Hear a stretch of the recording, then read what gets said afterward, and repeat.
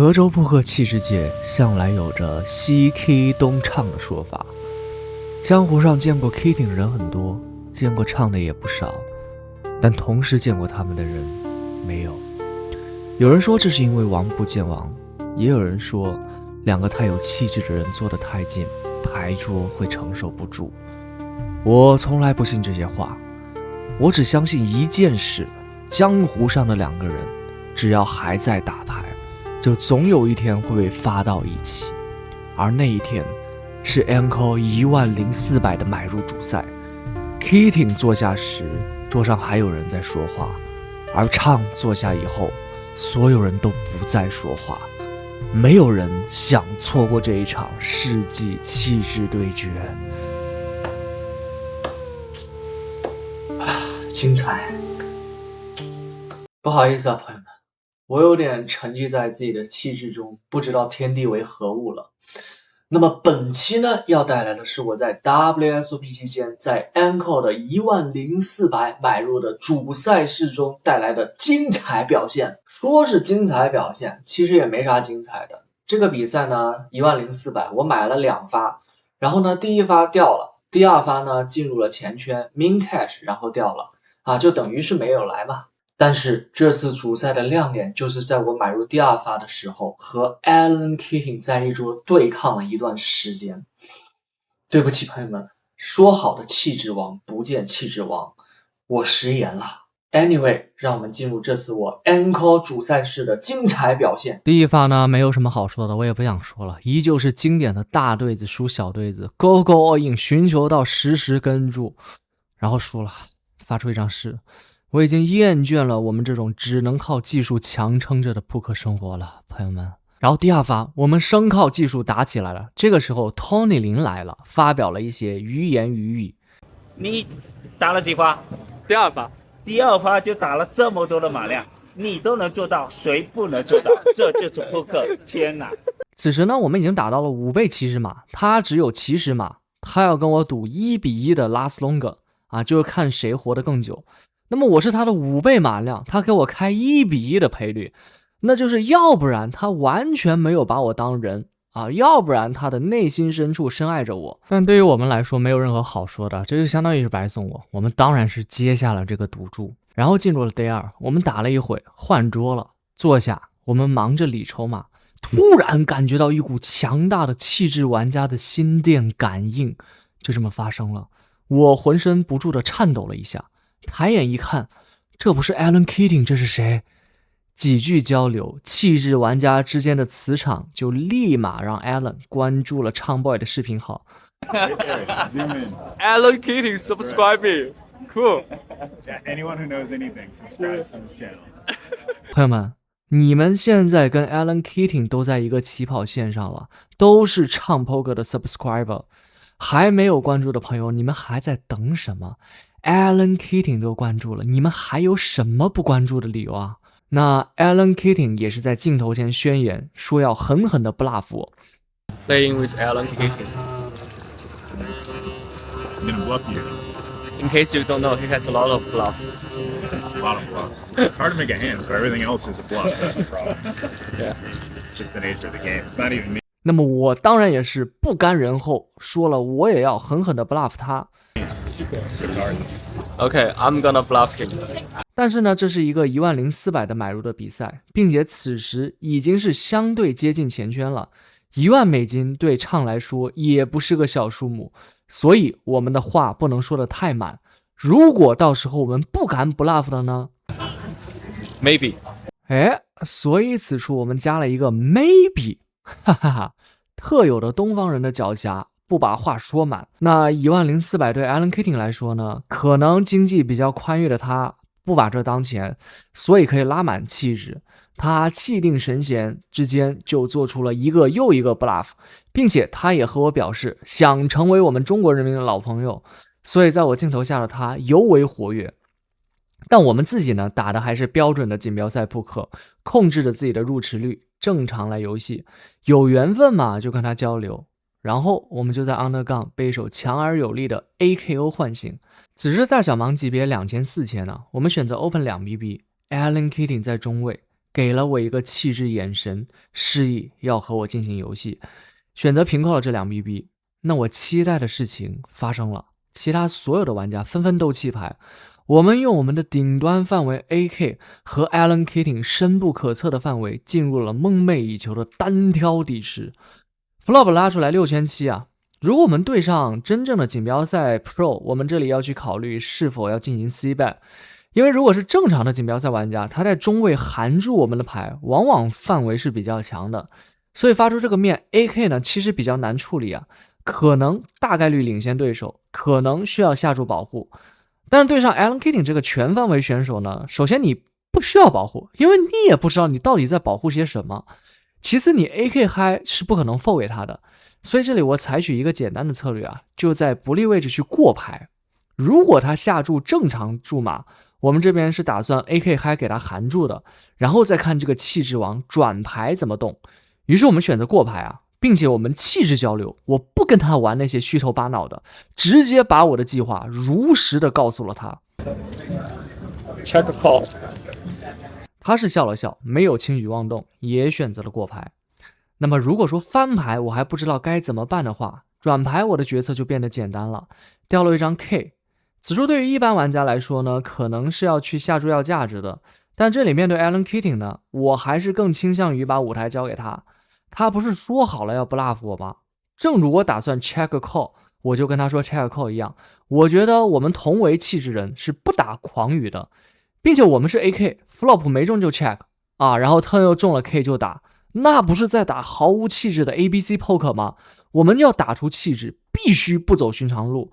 然后我又想到，我作为气质玩家，受过了墩子黄文杰的苦，此刻也必须要让我面前这个大气质受一受墩子的苦。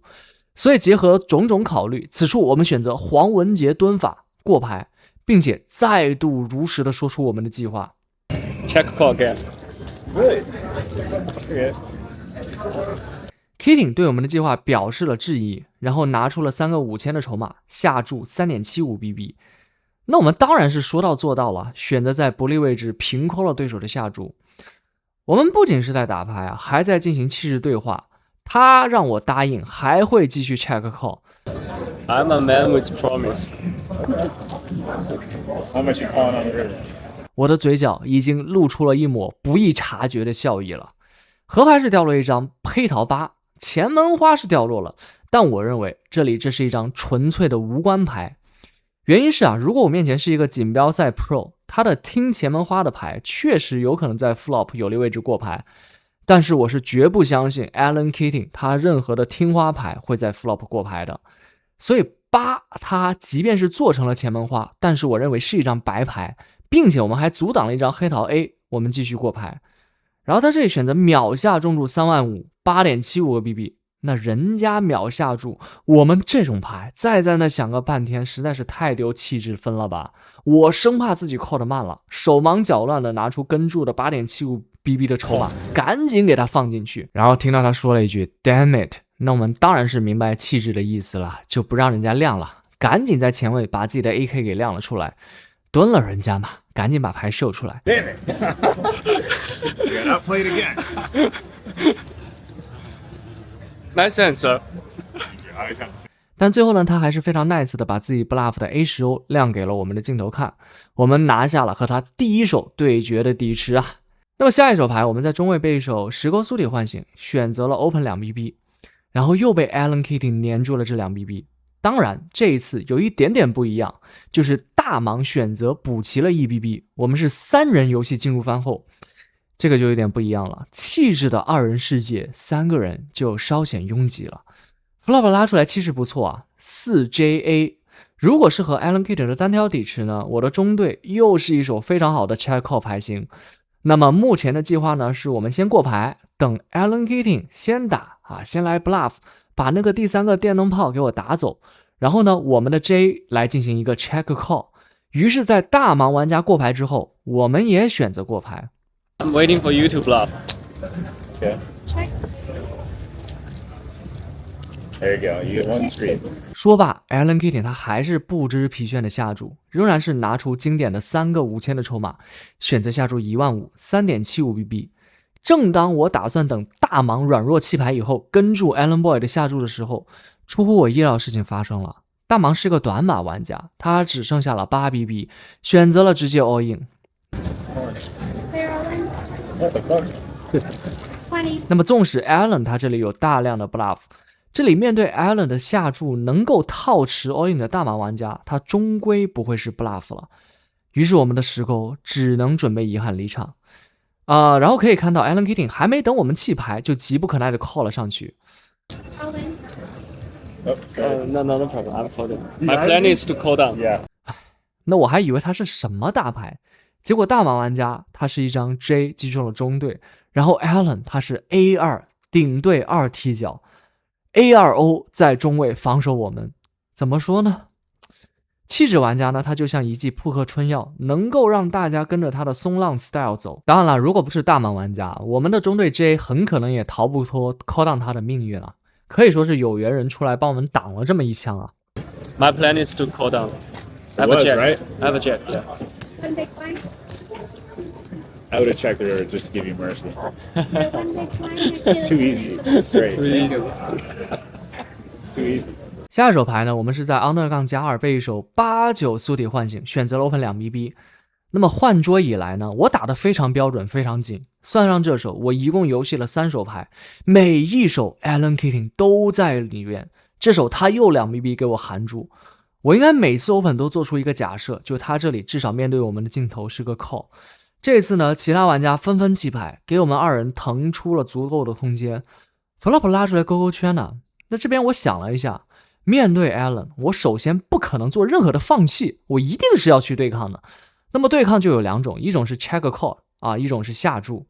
我会选择我的 AK 以及类似8899的对子去选择过牌。那么过牌的我的目的就是去跟注。那么我无法跟注的牌呢，我这里就会选择下注。比方说这里的89以及类似完全没有 outs 我能 open 的6-7苏体这样的牌。那我也总不能只用垃圾牌去下注啊，所以我的超强牌这里也会下注，类似 AAKK 圈圈 A 勾 A 圈，这样子呢，我就简单的构造了一个非常好执行的我跟 Alan Keating 对战的这么一个策略。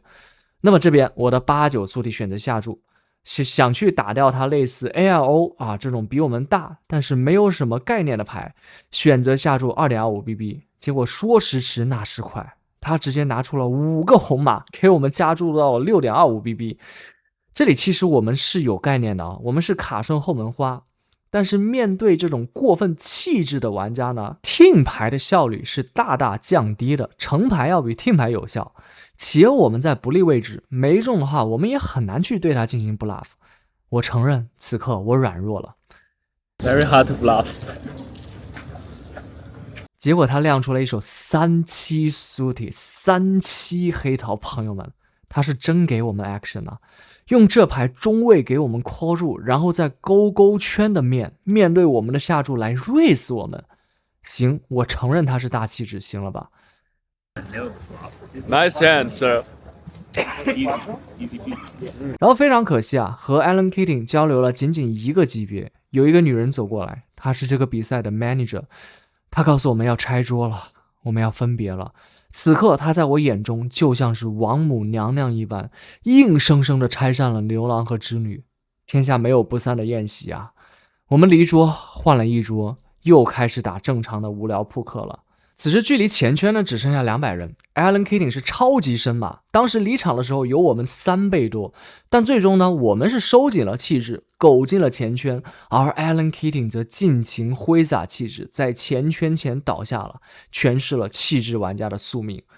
然后在 Stone Bubble 的时候，我们看到这边短马 AA 推了，被27扣了，看这个27激动的模样 ，Flop 还给他发出了2。那么最终还是 AA 赢了。要是 Stone Bubble AA 输给27，这扑克境遇那跟唱就差不多了。最后呢，我们是成功的进入前圈，然后刚刚进入前圈就一手中位10勾苏体10个 BB， 没有什么好说的，直接给他车了。然后我下家就这么巧，就是一手 AK 被 AK 扣住，我们惨遭抬走，结束了这趟奇妙的旅程啊。7. Okay, I can only hit 3. Almost. 那么总结一下，我们这趟打了2发这个10400，并且打了一发卫星赛没有进，那么一共花费是21840，然后呢拿到了22473的奖金，也就是说我们怒赚了663块钱。哦，对了，我忘了，还有我 Tony 哥 Last Longer 的2000刀。